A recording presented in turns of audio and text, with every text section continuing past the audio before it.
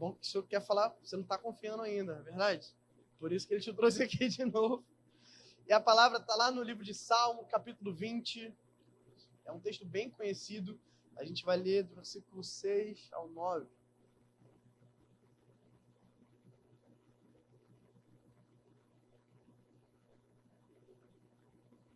Salmos, capítulo 20. Na verdade, essa mensagem o Senhor me deu. A gente estava semana passada a gente estava naquele contexto que a gente acabou de sair de eleição, na verdade. Foi domingo passado que a gente votou, né? Foi, eu acho que uma semana antes disso. E quem gosta de período eleitoral aí? Acho que ninguém. Período que todo mundo briga, todo mundo arruma confusão um com o outro.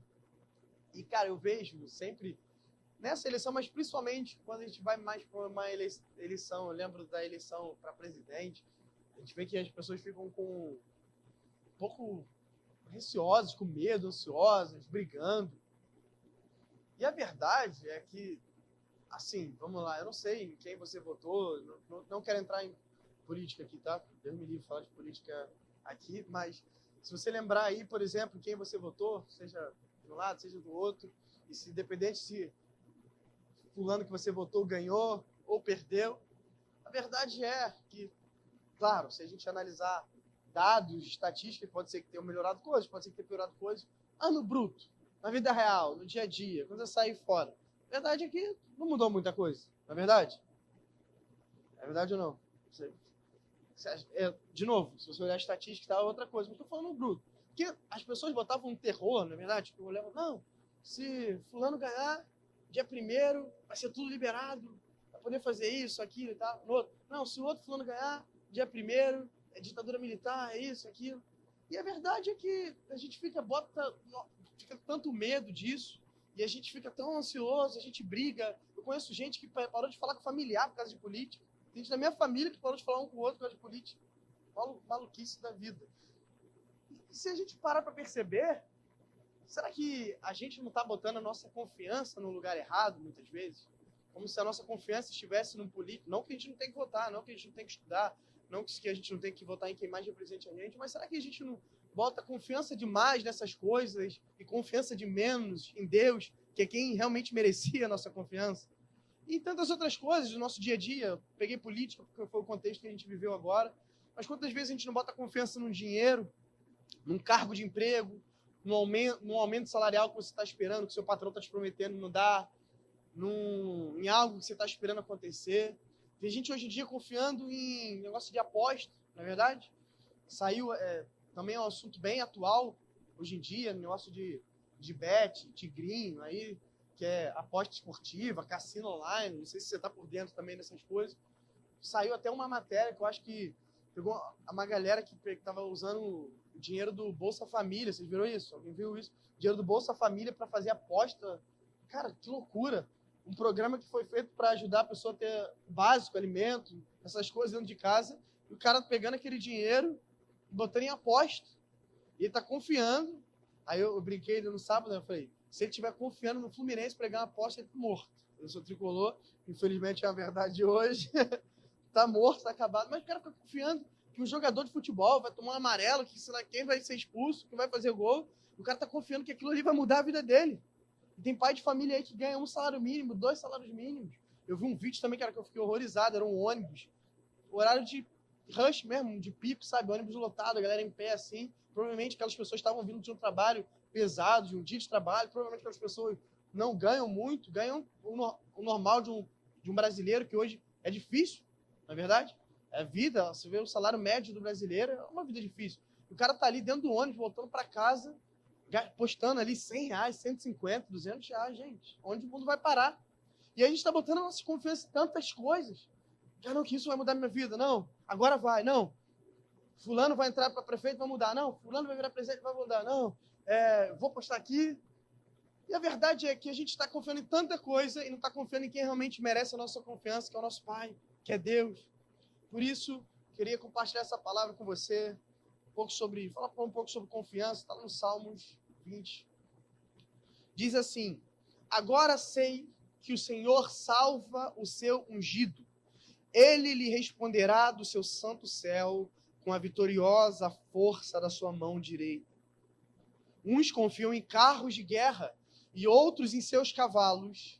Nós, porém, invocaremos o nome do Senhor, o nosso Deus. Eles se prostram e caem.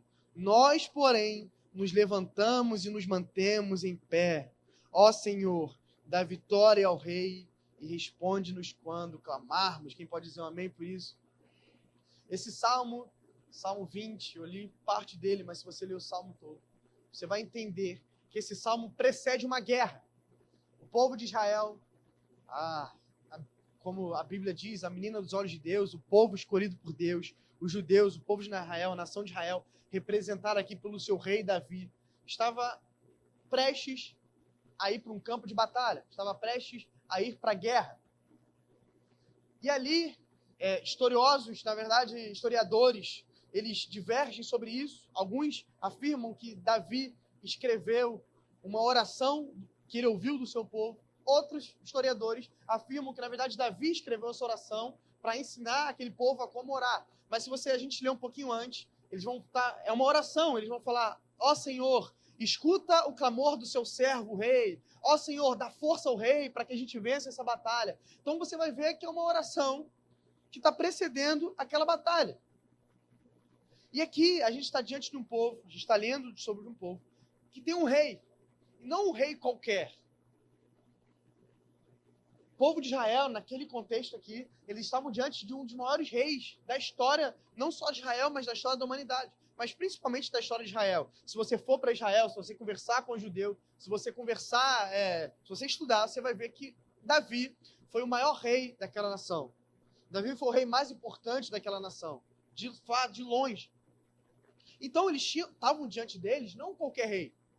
Eles não estavam diante de um rei fraco, de um rei qualquer. Eles estavam diante do maior rei que já passou. Eles eram a geração que estavam tendo a sorte de ter diante deles, sobre eles, o maior rei que aquela nação já viu. Aquele povo, além de um bom rei, aquele povo tinha um bom exército a qual se apoiar. Israel já passou por momentos delicados. Quem não lembra da história que Israel foi com 300 soldados para uma guerra? E mesmo com 300 soldados, Israel venceu aquela batalha por puro milagre, por puro poder das mãos de Deus, da glória de Deus. Mas não era mais esse contexto aqui. A gente não está falando mais desse Israel pequeno, oprimido, fraco, que foi por muito tempo. Não. Aqui a gente está falando de uma nação que cresceu, de uma nação que venceu. O próprio rei Davi foi um rei muito vitorioso. Venceu guerras, conquistou territórios. Então eles estão diante de um rei poderoso, diante de um exército agora poderoso, um exército numeroso, grande. E isso nos mostra que, sim, não tem nada de errado também nós sermos equipados e estruturados no âmbito natural. Quando eu digo isso, não tem nada de errado, voltando para a política, não tem nada de errado você estudar para votar na melhor pessoa. Não tem nada de errado você fazer uma faculdade para ter um trabalho legal. Não tem nada de errado você abrir uma empresa, querer ser próspero financeiramente. Não tem nada de errado, muito pelo contrário. É legal, eu creio que isso tudo pode ser para a glória de Deus, amém? Então não tem nada de errado em ser... Aqui não é uma pregação incentivando não, você não pode... Não, aqui era um povo com um exército poderoso, com um rei poderoso, ou seja, eles tinham, humanamente falando, coisas ao qual se apoiar. Mas aí a gente aprende com esse povo algo que eu acho que é o sublime, e talvez seja o alicerce dessa mensagem aqui nessa tarde, que é, por mais que eles tinham no que se apoiar, humanamente falando, eles nos ensinam que a nossa confiança precisa ser completamente transcendental. A nossa confiança precisa ser completamente espiritual. A nossa confiança precisa estar em Deus. Precisa estar nas coisas acima de nós. O que eles estão falando aqui quando eles falam, nós não confiamos em carros nem cavalos. Quando eles falam sobre carros e cavalos aqui, eles estão falando sobre material de guerra. Hoje em dia a gente não vai para a guerra com tanque, né, com helicóptero. Mas naquela época, ter carro e cavalo, carro aqui, carro de guerra, a gente está falando de um exército estruturado. Então eles estão falando aqui, por mais que nós temos um exército grande, um exército estruturado, um rei poderoso, nós não temos confiança em nada disso. A nossa confiança está no Deus dos exércitos, no Deus de Israel. Eles sim, os nossos inimigos confiam nos carros que eles construíram, os nossos inimigos sim confiam nos cavalos que eles têm, os nossos inimigos sim confiam no número do seu exército. Nós não, nós invocaremos o nome do Senhor acima de qualquer coisa. Nossa confiança precisa estar somente e inteiramente no Senhor. De novo, você pode ser alguém próspero financeiramente, você pode ser alguém com uma boa estrutura, mas a verdade é que a sua confiança precisa estar nele. Nós não sabemos o dia de amanhã, nós não escolhemos o que vai acontecer amanhã, nós não temos poder sobre isso. Nós somos frágeis, como a palavra de algumas semanas atrás, do vaso de barro, tudo pode acontecer. Quem te garante que essa estrutura que você montou, legal, você montou uma reserva de emergência, mas quem te garante que talvez não tá vindo por aí uma crise econômica, uma pandemia, Deus me livre, mas isso acontecer, uma reserva de emergência, que maneiro, tu montou, mas talvez não vai ser tão útil assim, ou vai acabar, vai ser gasto. A nossa confiança precisa estar completamente nele. E hoje eu quero falar sobre isso, porque é comum a gente ouvir que nós devemos confiar em Deus. Eu tenho quase certeza que a maioria de nós aqui, nessa tarde, não está ouvindo isso pela primeira vez. Ninguém está aqui, uau, eu preciso confiar em Deus. Isso não é uma mega novidade. Mas eu queria te trazer alguns pontos aqui sobre o que significa confiar em Deus. Não só você sair daqui por essas portas, beleza, eu preciso confiar em Deus. Não, hoje eu quero te mostrar o que significa isso. E mais do que isso também, eu quero falar algumas verdades sobre a nossa confiança em Deus. Talvez verdades não tão românticas assim, talvez verdades não tão, que a gente não costuma ouvir tanto assim. Mas eu quero compartilhar com você 4 verdades sobre a nossa confiança em Deus, que eu creio que vai fundamentar a sua confiança nele, amém? Eu creio que você vai sair daqui pelo menos confiando 1% a mais no Senhor. E se for só 1% a mais, já está ótimo, que não seja menos. Então, se você tiver costume de notar, se você não tiver, quero te incentivar a isso. Pega seu bloco de notas no seu celular, algum caderno, o que você tiver aí. O que é confiar em Deus? Como confiar em Deus? Primeira verdade que eu aprendo com a palavra de Deus é que é impossível confiar em alguém que nós não conhecemos. Salmos, capítulo 9, versículo 10. É impossível confiar em alguém que nós não conhecemos. Olha o que o salmista vai dizer. Em ti, pois, confiam os que conhecem o teu nome, porque tu, Senhor, não desamparas os que te buscam. Por que é importante, esse ponto é importante ser falado? Porque hoje nós vivemos numa... Na verdade, a gente vive, não só hoje, mas a gente vive numa sociedade que vive um cristianismo secular. Como assim, pastor? Um cristianismo secular. Hoje a nossa sociedade, ela é baseada em cima de morais cristãs. Se você for, por exemplo, se você é um advogado, um juiz, você está acostumado aí a um tribunal, por exemplo, você vai ver que lá tem uma cruz, não é verdade? Cristo lá, pregado naquela cruz. Por mais que o nosso Estado seja laico, por mais que cada um é livre para confessar a fé que quiser, a gente vai ver que se você parar para estudar nossas leis, as nossas morais, a maioria delas são baseadas em cima do Ocidente, né? São baseadas em cima do cristianismo. Todo mundo fala graças a Deus, não é verdade? Até ateu fala graças a Deus quando uma coisa legal acontece. Ou, se Deus quiser, quem nunca ouviu, se Deus quiser aqui, que Ele queira, aí outra pessoa responde, né? Então, se Deus quiser, outra, que Ele queira. Ou graças a Deus. Ou está repreendido, está amarrado, bate na madeira e faz um monte de coisa. Mas a verdade é que essas pessoas falam, a maioria delas fala graças a Deus, ou fala se Deus quiser, mas nem sabe quem Deus é. Graças a Deus, mas nem sabe quem Deus é. Porque virou um jargão popular.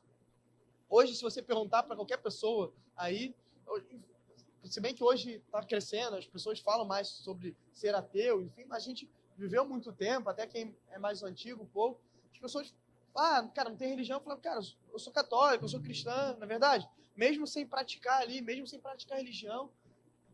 E quantas vezes a gente até evangélico está secularizando a fé cristã, vindo num domingo para bater uma carteirinha, eu não vou lá só para ouvir uma palavra, mas não tem relacionamento com Cristo, não tem relacionamento com Jesus. E é impossível confiar em alguém que a gente não conhece. Porque se a gente não conhecer, a gente pode falar da boca para fora. Não, eu confio em Deus, se Deus quiser, graças a Deus. Mas se eu não conhecer quem Ele é, se eu não conhecer quais são os desejos dEle, se eu não conhecer quais são os anseios dEle, o que Ele gosta, o que Ele não gosta, o que Ele ama, o que Ele odeia, Não é verdade? Como então eu vou viver? Como então eu vou confiar em alguém que eu não conheço? Por que eu confio na minha esposa? E por que você confia na sua esposa, no seu marido? Por que você deveria, pelo menos? É porque você conhece. E até aqueles que não confiam no marido é porque conhece também, né? Mas eu confio na minha esposa plenamente porque eu conheço ela. Eu não fico pensando, cara, onde você tá? Eu confio na minha esposa estar lá agora sozinha, com minhas 2 filhas e tal. E eu sei que vou chegar em casa, vai estar todo mundo bem, dormindo, se Deus quiser. Tudo tranquilo, paz. Porque eu confio na minha esposa. Eu sei que ela é capaz, eu sei que ela é uma boa mãe, não é verdade? Por que você confia algumas coisas para amigo? Você confiar coisas importantes a um amigo? Confiar dinheiro, por exemplo, confiar que ele cuide de alguma coisa sua. Quando um amigo seu empresta um carro, ou pede emprestado um carro, para você emprestar um carro, é porque você confia na pessoa, não é? Por mais que você empreste, cara, vai lá, meio receoso, você tem que confiar minimamente. Se alguém que não me conhece, ou chegar aqui e falar, pô, pastor, tá conhecendo hoje, você empresta seu carro para ele ali? Falo, meu amigo, desculpa.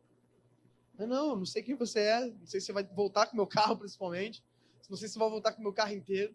A confiança em qualquer pessoa, ela está baseada em cima de você conhecer ela, conhecer o caráter, não é? Conhecer se aquela pessoa tem princípio, conhecer quais são os desejos dela, conhecer se no carro do carro, eu preciso conhecer se o Fio dirige bem. Não vou emprestar meu carro para o Fio se ele dirige mal, ele vai voltar com meu carro batido. Então, a confiança está baseada no conhecimento. A confiança está baseada na intimidade. A confiança está baseada em conhecer o caráter. Então, como a gente pode confiar em Deus se a gente não está gastando tempo em conhecer o caráter dele? Como a gente pode ficar firme no meio da tribulação, no meio das batalhas, confiando? Porque as pessoas vêm e falam pra gente, cara, você está passando por uma batalha, tu vai procurar um irmão da igreja e fala, não, você tem que confiar em Deus. Mas como? Cara, tá tudo dando errado ao meu redor. Só tem problema na minha vida. Quando vai parecer que vai melhorar um pouco, piora mais do que estava antes. Como confiar que Deus continua sendo bom? Como confiar que todas as coisas estão cooperando para o meu bem, como a palavra de Deus diz? Como confiar? Só dá para confiar se eu me gastar tempo para conhecer o caráter dele. E como eu conheço o caráter dele, pastor? Conheço o caráter dele lendo as Escrituras. Eu conheço ele lendo a palavra de Deus. Eu conheço ele gastando tempo em oração. Eu conheço ele gastando tempo em adoração. Eu conheço ele vindo na igreja. Eu conheço ele tendo amizades cristãs que me dizem quem ele é. E você vai perceber que o salmista aqui vai colocar como algo consequente. Aqueles que conhecem o Senhor confiam nele, ou seja, é impossível confiar sem conhecer. Aquele que fala que confia sem conhecer só está falando da boca para fora. Deixa o primeiro calo apertar, deixa a primeira tempestade vir, deixa o primeiro vento se levantar. Só continua confiando nesses momentos, nesse tempo, quem tem confiança plena nele, mais do que isso, quem conhece ele, quem tem intimidade com ele. Quantas vezes a gente não acha que conhece a Deus, mas no fundo não conhece de verdade? Quer um exemplo? Jó. Se você já leu a história de Jó, Jó foi um homem que viveu batalha, viveu tribulação, viveu tempestade. Muito mais que qualquer um de nós aqui. E ele vai falar que vivendo aquela tempestade ali, vivendo aqueles problemas, Jó se apegou àquilo que ele achava que conhecia de Deus. Jó, não, peraí, Deus é isso. Estava rotulando Deus por aquilo que ele achava. Mesmo assim, foi um homem que foi conhecido por ser um homem que continuou ali íntegro, não se rendeu. Mas era um homem que tinha muitos preceitos sobre Deus enraizados nele que não era verdade. Ao ponto de chegar no final da história de Jó, ele declarar: antes eu te conhecia só por ouvir falar, mas agora eu te vejo com os meus próprios olhos. Aqui está a diferença. Antes eu te conhecia só de ouvir falar. Quantas vezes a gente não está assim, conhecendo a Deus por aquilo que a gente ouviu o pastor falar, conhecendo a Deus por aquilo que a gente ouviu a nossa mãe, que era cristã, falar, o nosso pai falar. Mas chega uma hora que não basta só mais o conhecimento que nós temos em Deus pelo que nós ouvimos falar. Nós precisamos ter o conhecimento nele daquilo que nós vimos. Antes eu te conheci de ouvir falar, agora, pois, eu vejo quem o Senhor é. Agora eu vejo qual é o seu caráter. Agora eu vejo que o Senhor é bom. Agora eu vejo que o Senhor é amável. Eu vejo que o Senhor é misericordioso. Uma coisa é ouvir sobre a misericórdia de Cristo, outra coisa é experimentar ela na sua pele. Uma coisa é ouvir que Deus faz milagres. Todo mundo ouve, todo mundo fala. Agora, quando você vive um milagre na pele, não é verdade? Aquela história que as pessoas olham para você e falam, cara, como é isso? Só Deus podia fazer isso. Como uma mulher com câncer, tem a filha nasce, ela tem o parto normal que ela sonhou, sobreviveu anos depois, é completamente curada. Como esse tempo todo? Como? Só Deus. Hoje a Isa não conhece mais. Ninguém precisa falar mais para a Isa que Deus continua fazendo milagre. Ela é a prova viva que Deus continua fazendo milagre. Assim tem que ser a sua vida. Não mais para aquilo que... Hoje o Senhor te trouxe aqui para sair do nível daquilo que você só ouvia, daquilo que você só escutava, daquilo que as pessoas te falavam, para passar para o nível de você viver suas experiências, para você ouvir a voz dele, para você ver os milagres com seus próprios olhos. Intimidade com ele, tempo com ele. Então, primeira verdade, é impossível confiar em alguém que eu não conheço. A segunda verdade que eu aprendo, se você quiser anotar aí também, é que confiar em Deus não significa ficar parado.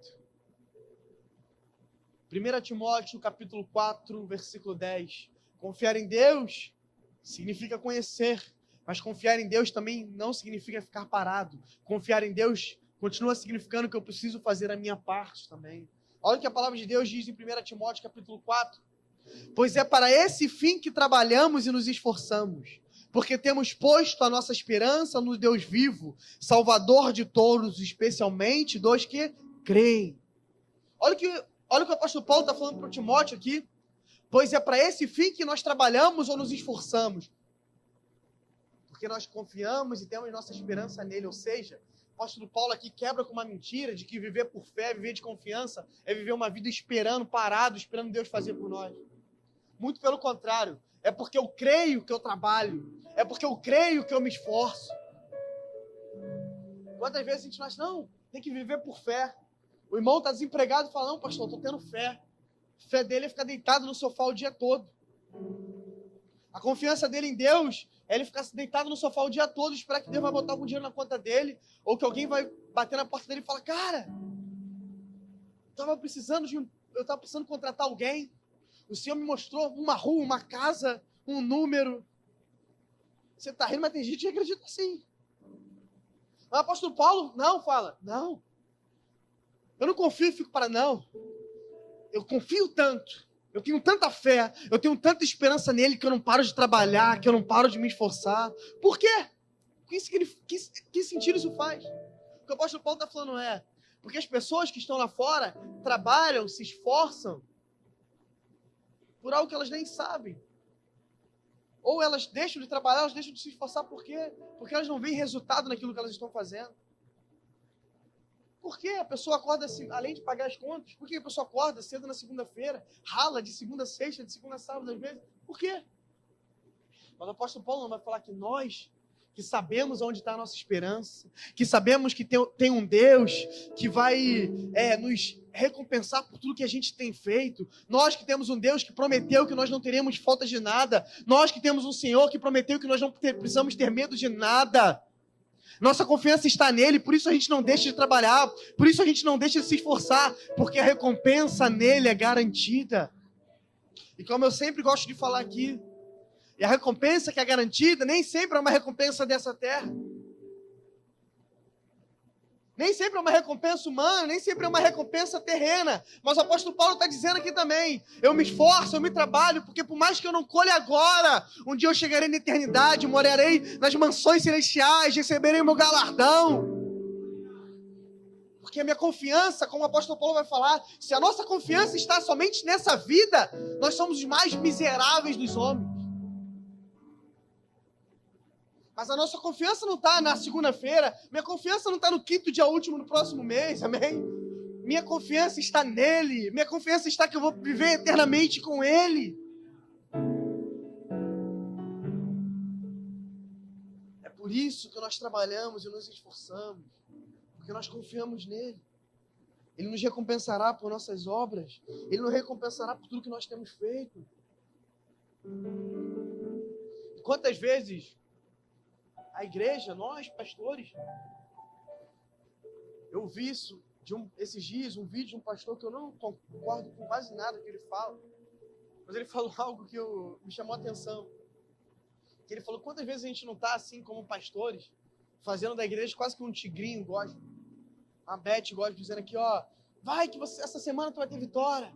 Esse mês você vai ser abençoado, esse mês você vai viver milagre. E a gente, como cristão, e porque eu falo, que eu prego, mas eu também escuto pregações, e mais do que isso, eu já nem sempre fui pastor, já fui cristão servo, já tive aqui. Quantas vezes eu já não me vi viciado a estar indo no domingo pela próxima palavra profética, pela próxima palavra de expansão, pela próxima palavra de milagre. Quantas vezes eu não fiquei ansioso por causa disso? E eu falo isso porque quando o Senhor falou isso comigo, um temor invadiu meu coração. E às vezes eu acho que eu sou até um pouco chato pro outro lado. Mas, cara, é porque eu já vi na pele. Eu já estive ansioso. Porque eu ouvi uma palavra domingo que falou que minha semana ia ser sobrenatural. E eu ficava contando, não foi terça-feira. Não, quarta-feira então. Aquela vitória que ele falou, então vai ser na quinta-feira. E acabava mais uma semana frustrada. E na sexta, no sábado, eu já estava ansioso para chegar no domingo. Para ver, não, agora eu vou receber uma palavra que vai acontecer. Quantas vezes a gente não se pega assim? E está saindo daqui palavras que estão, de vez de gerar vida, está gerando ansiedade. E a gente fica profetizando, vitória, sucesso. Trabalha não para você ver. Vitória, sucesso. Trabalha não para tu ver se vai chegar na terça, na quarta-feira. Não vai mudar nada, filho. Eu creio em milagre, amém? Eu creio em provisão divina, eu creio no futuro, eu já vivi. Se eu contar a história aqui do meu caso, quando eu casei, você até chora. Eu casei com 20 anos, daí você imagina. Eu, minha esposa e Deus. Eu creio em milagre, eu creio em tudo isso. Mas a verdade é que a fé, a confiança em Deus não anula a nossa parte humana. Todos os homens de Deus que viveram promessas na Bíblia, que viveram promessas incríveis, que viveram milagres, todos eles se esforçaram, todos eles trabalharam, todos eles venceram guerras, não é verdade? Aí eu lembro da história de Jacó. A Bíblia diz que Jacó se apaixonou por uma mulher. Não sei se você conhece essa história. Jacó se apaixona por uma mulher. Jacó fala, cara, essa é a mulher da minha vida, é a prometida. Eu quero casar com ela. Aí Jacó vai lá e conversa com o pai dela. Fala, sogrão? Não sogrão, né? Ele quer que seja o sogrão. Ele fala, queria muito casar com a sua filha. Achei ela linda, uma menina interessante e tal. Aí fala, beleza, eu deixo você casar com a minha filha. Mas você vai ter que trabalhar 7 anos para mim, para casar com ela. O que Jacó fez? O último romântico. Pegou a enxada, trabalhou 7 anos para casar com aquela mulher. Aí a Bíblia diz que acabou os 7 anos, Jacó foi lá cobrar o sogro. Sogrão, 7 anos aí ralando, trabalhando para você, agora está na hora de me dar o que você me prometeu. Aí a Bíblia diz que na hora, o sogro dá a irmã mais velha para Jacó casar. Ele tinha se apaixonado pela irmã mais nova. Trabalhou 7 anos e agora está colhendo algo que ele não queria. E aí o sogro dele falou, você quer casar com a mais nova? Mais 7 anos. Jacó trabalha 14 anos para viver a promessa que ele tinha, o milagre que ele tinha acontecer na vida dele. Quanto tempo você está disposto a trabalhar? Quanto tempo você está disposto a se esforçar? Quanto tempo você está disposto a perseverar? Perseverar num lugar de oração, perseverar num lugar de trabalho, num lugar de esforço. Quanto tempo você está disposto? Às vezes dá um mês, cara, que a gente ouve uma palavra, a gente já está desanimado, a gente já está brigando com Deus porque não aconteceu. Primeiro, confiar está totalmente ligado em conhecer o caráter dele. Segundo, confiar não significa ficar parado. E a terceira verdade é que confiar em Deus é abrir mão das nossas vontades para confiar na vontade dele. Essa é forte também. 1 João, capítulo 5, versículo 13 ao 15.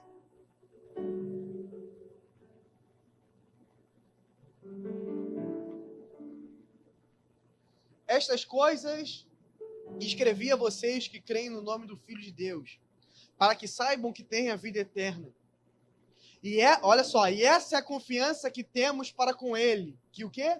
Que se pedirmos alguma coisa segundo a sua, Ele nos ouve. E se sabemos que Ele nos ouve quanto ao que lhe pedimos, estamos certos de que obtemos os pedidos que lhe temos feito. A nossa confiança passa em abrir mão das nossas vontades para confiar na vontade dele. Confiar em Deus significa também abrir mão das minhas vontades e confiar que a vontade dele é melhor do que a minha. Que quando a gente ouve confiança e fé, parece que a gente tem que ter confiança e fé para declarar o que for vai acontecer. Não, filho, se você tiver fé, se você declarar com fé, o que você pedir vai acontecer. E João vai falar que tudo que você pedir vai acontecer, mas tudo que você pedir é alinhado com a vontade de Deus. Se não for da vontade dele, tu pode ficar se esgoelando, gritando, se chibatando, jejum de Daniel, jejum de Esther, monte das amendoeiras, monte do sei lá o quê, monte do sei lá o quê. Pode fazer o que quiser. Ele vai falar que a maneira de ter uma oração que Deus escuta e que Deus realiza, somente uma, orando à vontade dele. Pode orar à sua vontade, você pode ficar à vontade, é direito todo seu. Até porque, quantas vezes, a gente também não sabe tudo que é a vontade de Deus, não é verdade? A gente está aprendendo, cada dia a gente aprende. Quantas vezes eu já orei e oro até hoje, com certeza amanhã vou fazer alguma oração que não esteja na vontade de Deus, faz parte. A única coisa é que não vai acontecer. E aí eu não posso ficar chateado se não acontecer. Por quê? Seja feita a vontade dele, não a minha. Seja feita a vontade dele. Eu confio tanto em Deus. Eu confio tanto. Olha o nível de confiança nele. Eu confio tanto nele que se esse milagre não acontecer, é porque eu sei que ele tem o melhor para mim. Eu confio tanto em Deus que se essa porta não abrir, mesmo que me frustre, eu entendo que ele está cooperando o melhor para mim.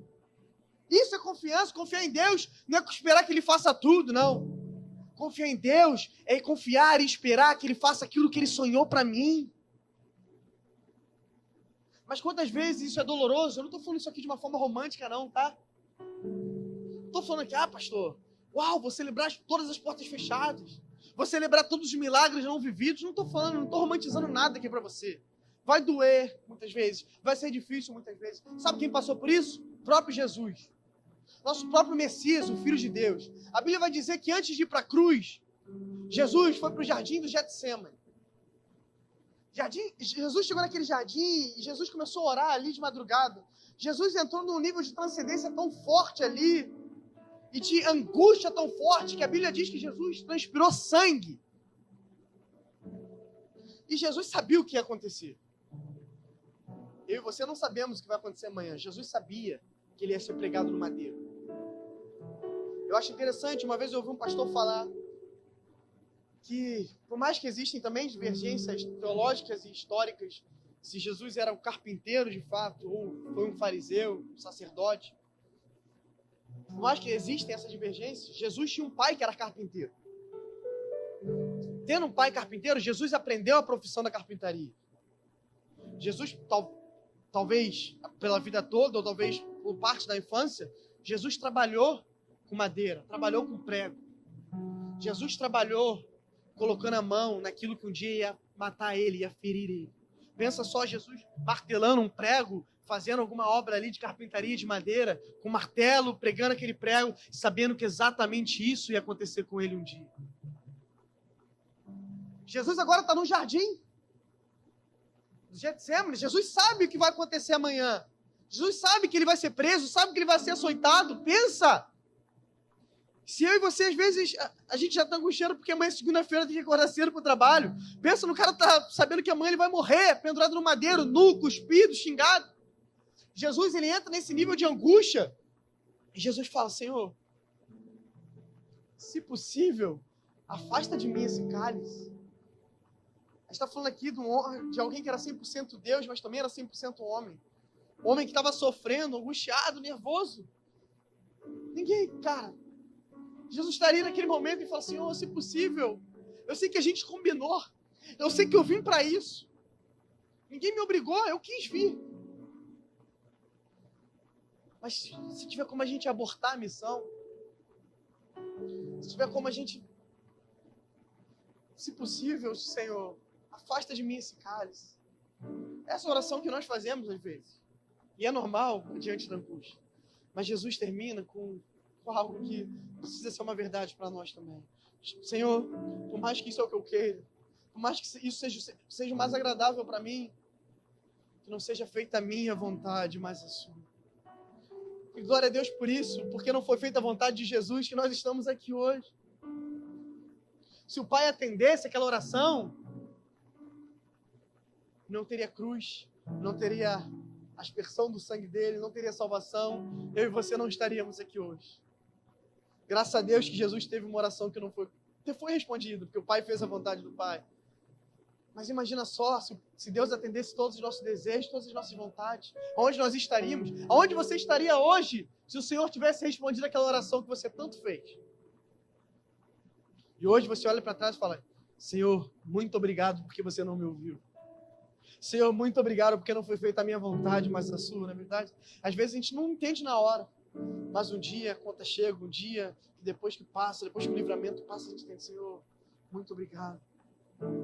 Agostinho de Hipona vai dizer, dá-me aquilo que ordenas e ordena-me aquilo que queres.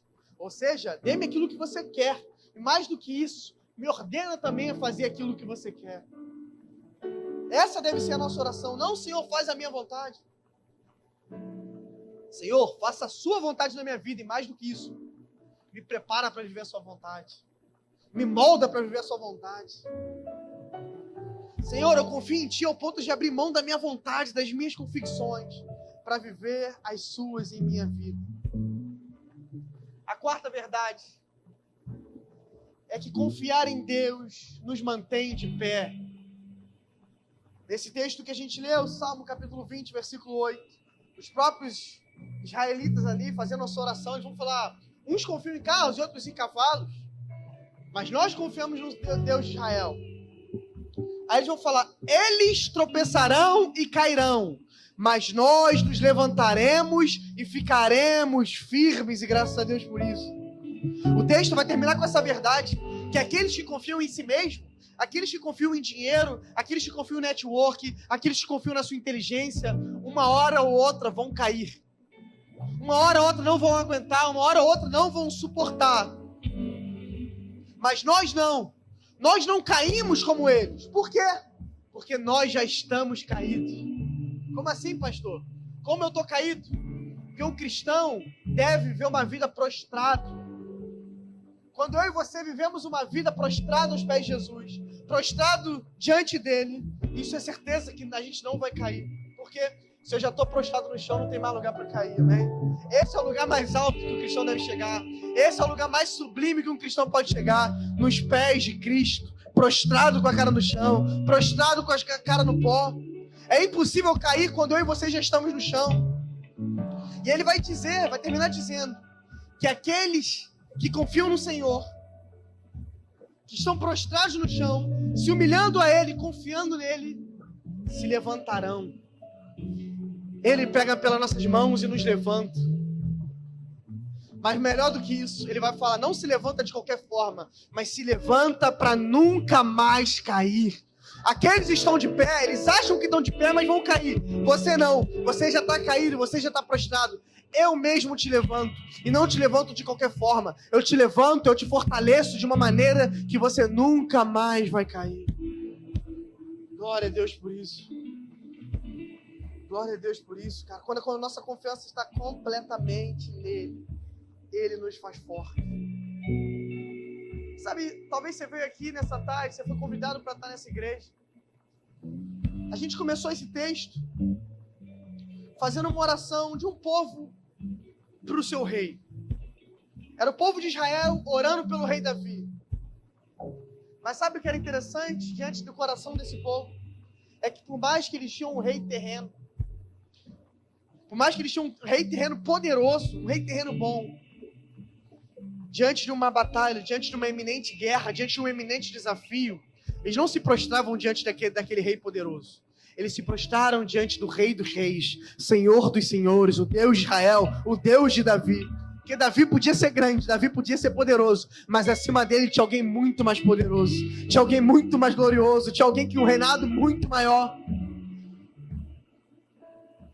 Mas para que os reis, para que os outros reis caiam nas nossas vidas, para que as nossas confianças não estejam mais neles, nós precisamos entregar a nossa vida nas mãos do único rei que é digno, Quem sabe a sua confiança está em tantas coisas. Quem sabe o seu reino tem sido dinheiro. Quem sabe o seu reino tem sido a bolsa de valores. Quem sabe o seu reino tem sido o trabalho que você está. Quem sabe o seu reino tem sido a sua faculdade. Quem sabe o seu reino tem sido o seu casamento. Quem sabe o seu reino tem sido tantas coisas. Mas o Senhor te trouxe aqui nessa tarde para que todos os outros reis caiam diante do único rei que é digno, para que o único rei, o rei dos reis, continue de pé na sua vida. Mas para isso, você precisa entregar a sua vida nas mãos dele. Sabe o que eu amo do nosso rei? Que ele é o único rei da terra que não foi colocado por autoritarismo, não foi colocado obrigado. Todos esses reis governaram à força. Ninguém podia se opor ao rei Davi. Alguém lá na Inglaterra agora pode se opor à coroa da Inglaterra, por exemplo? Não, a gente não quer. O nosso rei não é um rei autoritário. Sabe o que significa? Que ele não governa onde ele não é convidado para governar. Tem tantas coisas na sua vida que não andaram. Tem tantas coisas na sua vida que estão de cabeça para baixo. Tem tantas coisas na sua vida que talvez não estão dando certo. Sabe por quê? Não é por falta de esforço, não é por falta de trabalho seu, mas é porque você ainda não entregou nas mãos do único que pode resolver. Você não entregou nas mãos do único que é digno de governar a sua vida. Queria te convidar a ficar de pé nessa tarde. Se você puder já fechar os seus olhos, colocar essa mão sobre o seu coração. Queria pedir para ninguém se distrair nesse momento. Essa tarde, esse culto, o Senhor te trouxe aqui para colocar a sua confiança nele. Quem sabe você está aqui até afastado, desviado. Por muito tempo você esteve nessa presença. Por muito tempo você confiou em Deus. Mas você se frustrou, você se machucou. As coisas não aconteceram da forma que você esperava. E hoje você está aí ferido, afastado, frio. O Senhor está trazendo o seu coração de volta. O Senhor está atraindo a sua vida de volta para Ele. Ele está dizendo: filho, que tal confiar em mim? Filho, que tal me convidar para governar a sua vida? Coloque a mão sobre o seu coração. Se você puder fazer essa oração no seu lugar, nós vamos cantar uma